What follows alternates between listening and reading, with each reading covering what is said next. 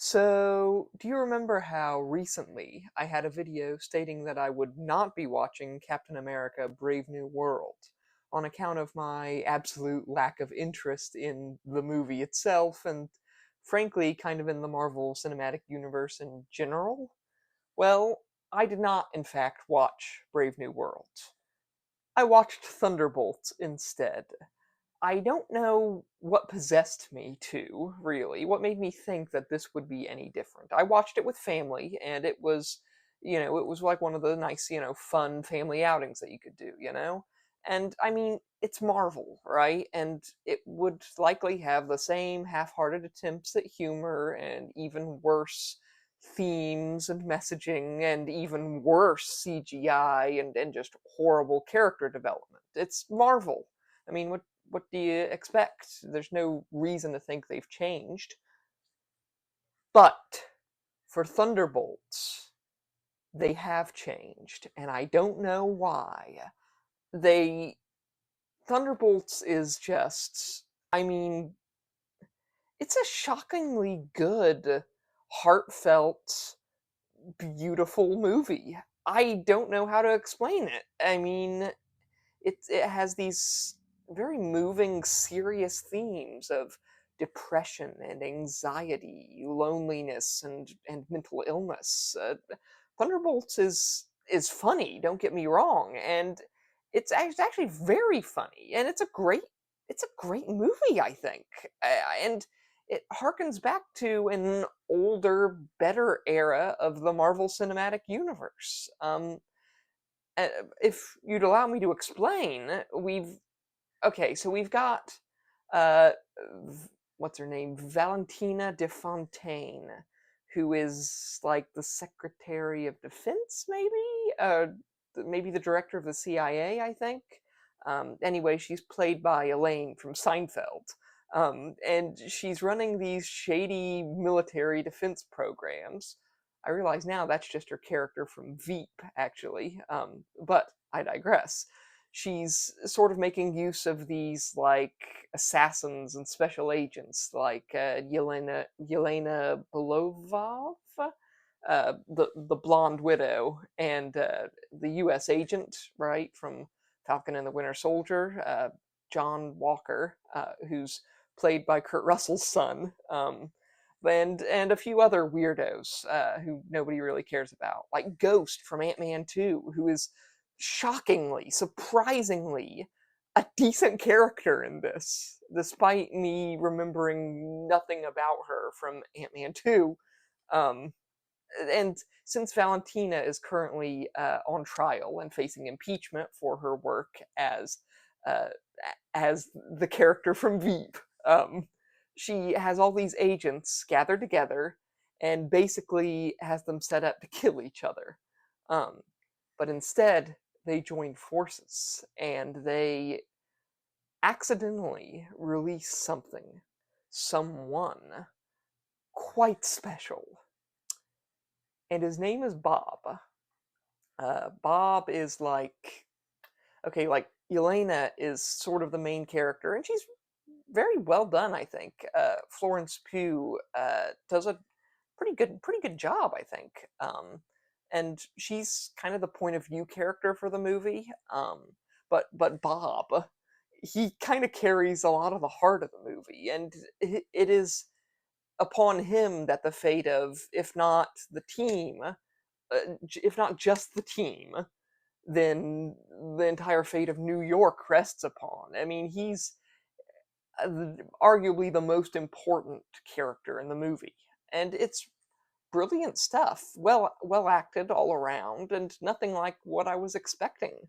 Nothing like I've been expecting from Marvel the past few years. There are a few like plot holes here and there, and I'm sure some people are ready and willing and probably already have just savaged this movie, nitpicking these little details. But let's face it, I don't think the plot holes are any worse than you'd find in Guardians of the Galaxy Volume 1 or the first Avengers movie. And the story takes some great turns, which I think kind of balance out the plot holes.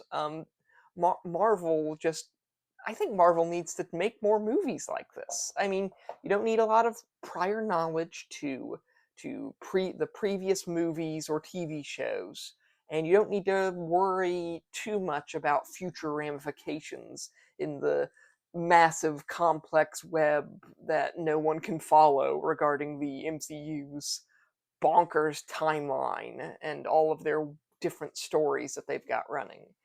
The movie stands on its own 2 feet and offers a bit of interesting tidbits here and there to the dedicated Marvel fan, um, and I think that's pretty amazing. It refuses to undercut its serious moments with like a bad joke, say, although at times it once the movie has brought you really low with its emotional discord and distress, it will, in a very timely, respectable fashion, throw you a funny bone, as it were, to get you in a better mood. And it's very well done, such as the vivid hallucination of a giant meth addicted chicken, which does make more sense when you watch the movie. And you also just have, for comic relief mostly, like David Harbour's character, a great character, the Red Guardian, who's this Russian super soldier with an incredible penchant for merchandising. I mean, come on, he basically coins the team name, right? The being the West Chesapeake Thunderbolts, named after Yelena's old like little league team, and like I said, it's kind of fun stuff and really helps you out when you're down and depressed from all of the like anxiety and loneliness and despair at the state of the world that this movie throws at you in a really, I think it's a fairly well done way. And you have as the villain Valentina, played by Julia Louis-Dreyfus, Elaine, the woman from Veep, plenty of other roles, great roles, and it kind of works. I didn't know what to expect from her as the pseudo villain of the piece, but no, it works out pretty great, and it's no Shakespeare the story, but it is, in my opinion, every bit as good as Guardians of the Galaxy or the first Avengers movie. I honestly like it more than the any of the Iron Man movies, and about 90% of the Thor movies. I mean, even the first Thor movie had uh, pretty much everything that happens in the desert I had problems with. But that's a topic for another day. I mean, I honestly don't know what a lot of people are complaining about regarding Thunderbolts. I mean, if you think about it, this is the movie that kind of needs to succeed in order for Disney Marvel to get back on track. I mean, I think you should vote with your wallets, people. This is your chance to get to get the Avengers back, the new Avengers, no less. Ragtag team of true heroes, all of them former villains, and a tiny bit inept. Except for Bucky, who, I mean, Bucky's cool. And then you have the one they call Sentry, also the Void, who is absolutely terrifying. He's like a bipolar-ish, murderous, egocentric, self-centered Superman with shadow powers. And frankly, I think the Thunderbolts puts the new Superman movie in danger on account of Sentry slash the Void.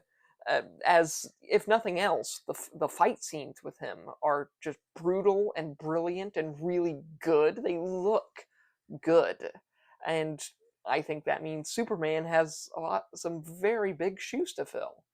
Um, because it has to look at least as good as this, which might be hard to do.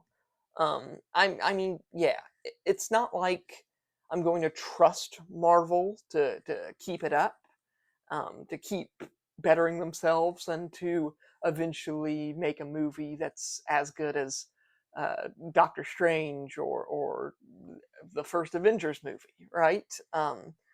But I think if you do like superhero movies, and if you did once like the MCU, you kind of want to watch this movie. It's I look. All that I can say is that it is good. I'm I'm not going to get your hopes up and say that you're definitely going to love this, because I think I have a bit of an odd opinion about this. It doesn't seem like there are a lot of people agreeing with me, and that's a shame, because I think that Thunderbolts is good, great even in my opinion. Um, so yeah, that's what I think of Thunderbolts. Or should I say the New Avengers? Anyway, like and subscribe if you want to hear more reviews about this sort of stuff, or just nerdy things in general. I post a lot of very different videos. I'm Connor Landon Freeman. I'm an aspiring author and a game designer and a lover of all things nerdy. Um, so until next time, uh, bye.